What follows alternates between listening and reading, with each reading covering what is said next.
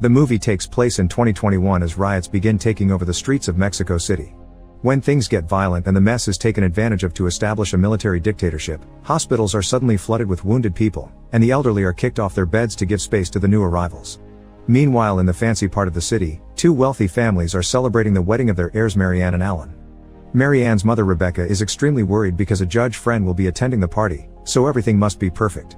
Whenever the happy couple gets some money as a gift, Rebecca puts it away in the safe. She also keeps obsessing over the water because sometimes it comes out green, a consequence of the paint being used in the riots. However, her husband Ivan tells her she needs to relax.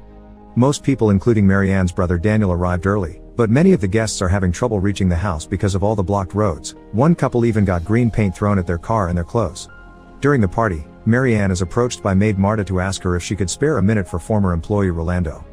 It turns out his wife Elisa, who also used to work for this family, is very ill and needs surgery as soon as possible. Rolando had everything ready at the public hospital, but the protesters took over, and now he has to take her to a private practice, for which he needs the money. Rebecca is hesitant to help, using the wedding party as an excuse to guilt trip him, but Rolando swears he would not be here if it was not an emergency, so Rebecca has no choice but to try to help the man that worked for her for years.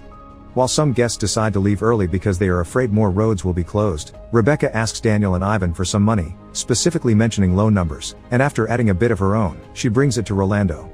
It is not even a quarter of what he needs, but she claims it is all they had on hand before going back to the party. Rolando stays by the door wondering what to do when he suddenly sees Marianne and calls her over, congratulating her on the wedding before explaining his situation. Marianne has always been fond of Rolando and his wife, so she does not hesitate to go back inside to ask for that extra money.